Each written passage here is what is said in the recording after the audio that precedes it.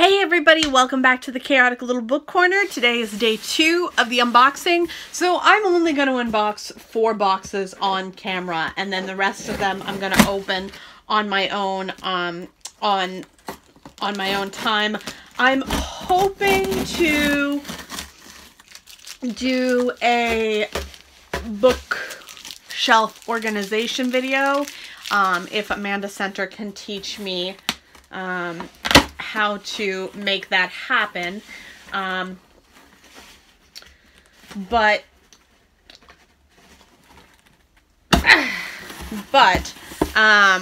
that is for another day. And that might take some time. And I'm also not sure how I would get everything in frame because I have 3 shelves here, 2 shelves over there, and then 1 shelf in that room. So it may be not my full bookshelf, which is kind of a bummer.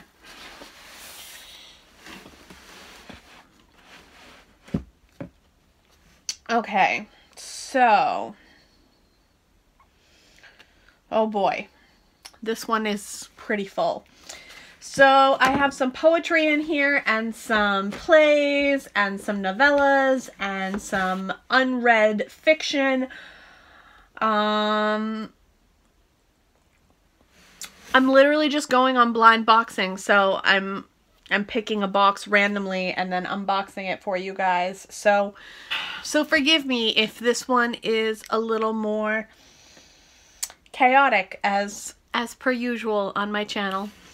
So the first one I have here is a poetry collection, The Trees by Heather Christel. I've read this. I enjoyed it. I don't remember many of the poems, but I do remember enjoying it and finding it very pretty. This one is, I don't remember much about it.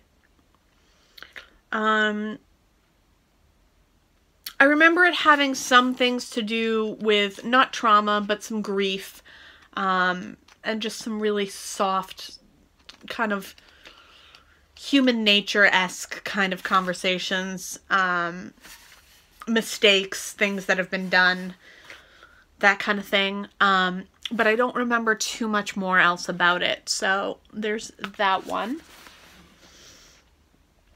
I'm not putting these on the floor because that'll just get too complicated. Then I have A Short History of Crazy Bone, a long poem by Patrick Friesen, and I have not read this one at all. This is,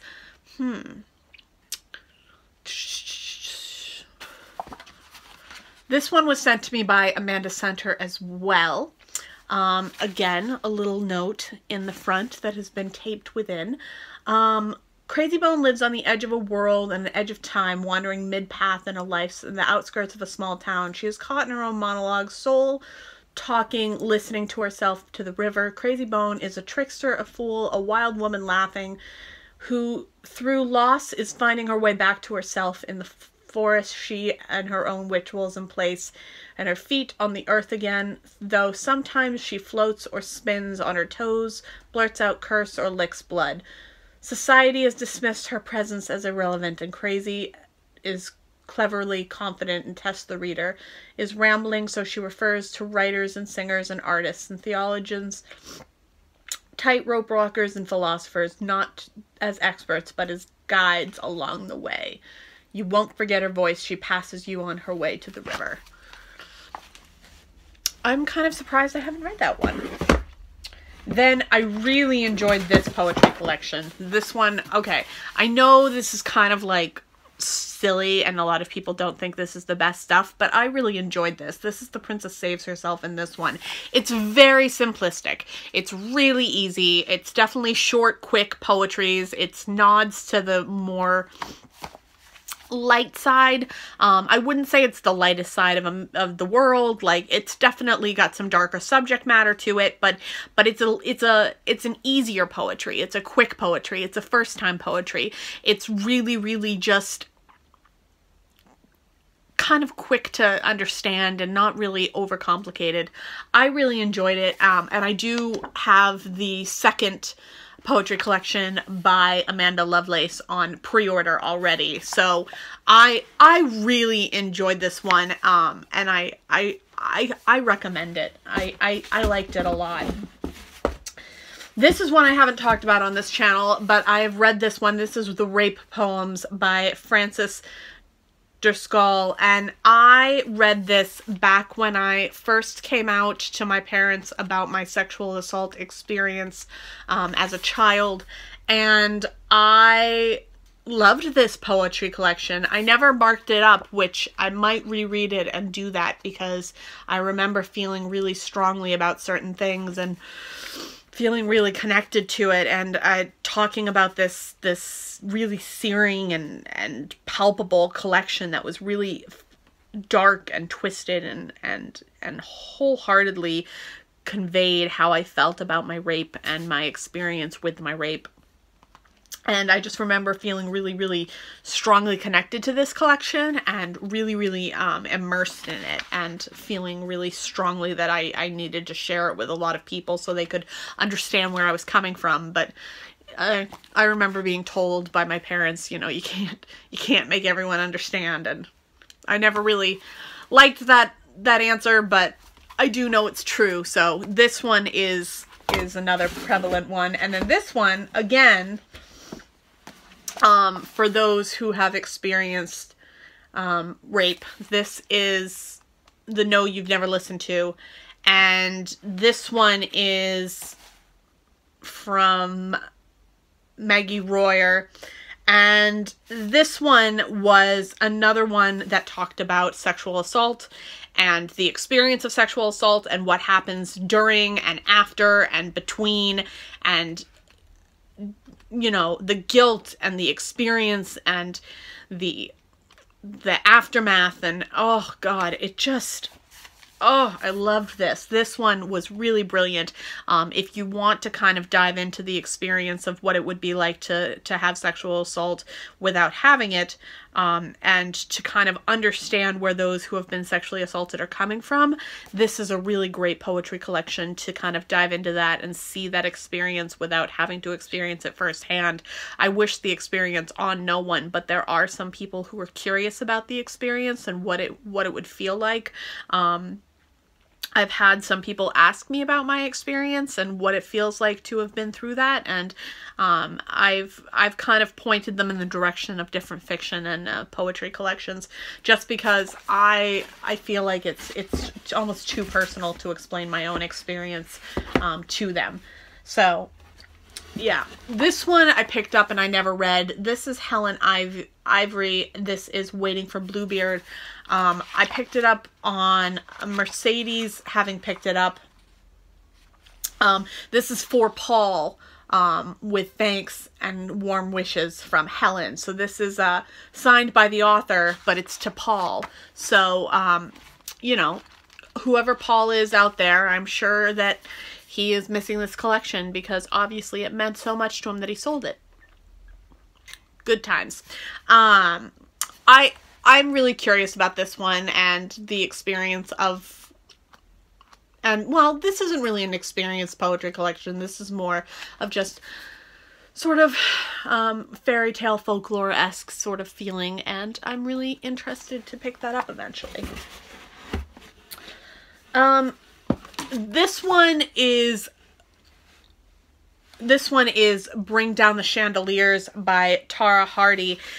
This one is blurbed on the back by Dorothy Allison, by author of Bastard Out of Carolina, and this collection of poetry is what made me believe that Bastard Out of Carolina was something that I wanted to read. I already had it on my radar from Mercedes' wonderful review, which I will link Mercedes' channel down below. But even with that review, I was kind of hesitant and felt a little bit nervous about the subject matter and how deep it was going to go and whether it was going to be handled correctly. But this really showed me that she has great respect for how something can be handled and how something can be developed. And I was really impressed with the poetry itself, so I was kind of curious about anyone who would be impressed by it. So I read Dorothy Allison's book as a afterword to this. But this one talks about incest, and it talks about sexual assault, and it talks about being a lesbian and your experience with life, and your experience with the aftermath of sexual assault. Do you see a theme here with me in poetry? I definitely tend to pick up books that have that kind of theme, not for any reason other than I find that that's a theme that I really, really gel with and can understand and feel the need to process over and over again. I never really seem to tire of processing that. It doesn't really seem to go away for me.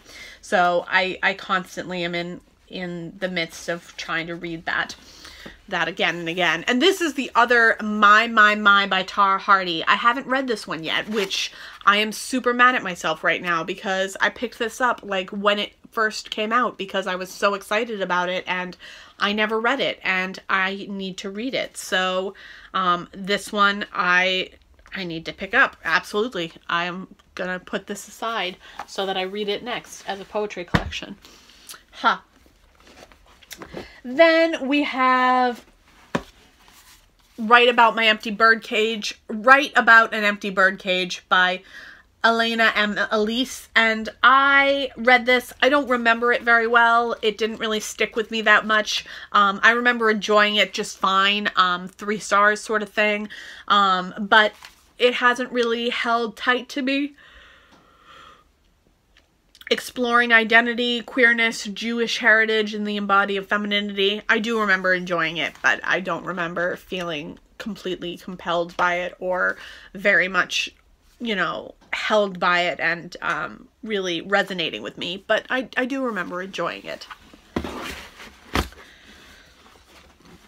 Then I was sent this one for review down in the bottom of the box. This is by Jarno Lawson, and this one is just kind of fairy tale-esque, strange, odd fairy tale-esque poetry. I remember enjoying it. It was very, very strange and bizarre, and it talked about Sleeping Beauty and Red Riding Hood. What the what? Okay. Red Riding Hood and Snow White, and it was just sort of very pretty and fun, and I enjoyed it, and it was dark and very twisted, so right up my alley. Then I have not read this one. This one is Eyes Like Sky and Coal and Moonlight, stories by Kat Rambo. This is a short story collection. I don't know why it's in here. I need to move this to its correct groupage. But yes, this one is a short story collection that I have not read yet. And there's all sorts of new sounds in my room, and I'm just like nervous every time sounds come in. Anyway, so yes, this one, look at that cover. It's just stunning. And then there's this. This is another poetry collection. This is Anatomical Theater, Andrei Sensevic, translated from the Russian by Ansley Morse and Peter Kolb, and I have not read this one yet. This one is, it has the Russian on one side and then the English on the other side. So I'm very excited to see it, but it looks somewhat, what's the word I'm looking for? Self-aware and not really entirely what I was thinking it was going to be. So I think it's going to be fine. I just don't know if it's going to be something I really love. So we shall see with that one. And then this one I saw, and I saw this on the restricted sections channel. This is Love, Dishonor, Marry, Die, Cherish, Perish, a novel by David Rakoff, but this is all in poetry. I am very curious about this one. It's rhyming, so we shall see how I feel about that. That could go very badly. So we're going on 15 minutes on this box, so I am going to stop here and continue this in tomorrow's video because there is still quite a lot in this box. So we will be unboxing 3 boxes, it looks like, rather than 4, but I promise you, I mean, if you guys want to see more, let me know. I am very happy to do more. I just don't think that you want to see more than 3 to 4 videos of me unboxing things. I have so many boxes to unbox that it's unreal, and I've gotten some of them done, but I've still got at least 10 or 20. So yeah, let me know in the comments below if you're interested in me continuing the unboxing series, but I'm just going to post these 4 for now and see how you guys feel about it. So if you like this video, give it a thumbs up. If you loved it, click that subscribe button down below. And if you have any questions, comments, or quandaries, go ahead and link them in the comments down below, and I will see you all in tomorrow's video. Bye.